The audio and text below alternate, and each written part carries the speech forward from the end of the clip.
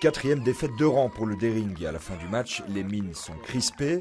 Mais ici, on ne parle pas de défaitisme, place au relativisme. C'est un début de saison compliqué pour l'instant. Est-ce qu'on peut parler de crise pour l'instant ici à Molenbeek ? Non, on ne peut pas parler de crise, on n'est pas en crise, il n'y a pas de réunion de crise, il n'y a pas de gens qui s'engueulent dans l'équipe. On sait qu'il faut rester soudé et qu'il faut essayer. Pour l'instant, la balle ne tourne pas dans notre camp. Dès qu'il y a une entrée de cercle, ça devient un vrai danger, sauf aujourd'hui où ça allait beaucoup mieux. Donc je pense qu'on est en train de remonter la pente. En tout cas, on a peut-être pas renoué avec la victoire, mais en tout cas, on a fait un grand pas en avant aujourd'hui. C'est la Gantoise qui se met directement en avant dans cette rencontre avec 4 PC, mais rien ne rentre. C'est reparti, la frappe et bel arrêt de Charles Masset. Contre toute attente, c'est le Dering qui mène après 5 minutes de jeu. Geoffroy Cossens, le centre, l'arrêt.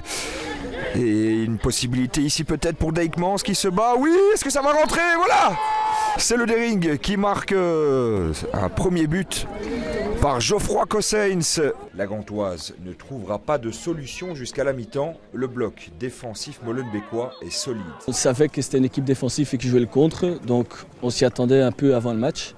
Et le goal tombe et après on doit rester calme et c'est ce qu'on a fait. La seconde période commence comme la première, 3 PC d'affilée pour la Gantoise, mais le score ne bouge pas. Les Molenbeekois souffrent défensivement et tentent de se procurer des occasions en contre.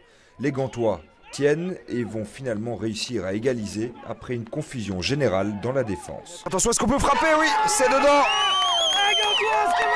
On pense alors se diriger vers un nul.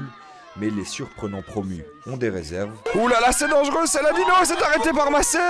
Quelqu'un pour frapper? Non, et si, c'est dedans. Et c'est une nouvelle fois Diaz. Le point majeur aujourd'hui était vraiment la défense. Ça fait 2-3 matchs qu'on encaisse beaucoup de goals, notamment contre le Racing mercredi. Et on s'était dit que c'était vraiment le premier point à améliorer pour renouer avec la victoire ou renouer avec un nul.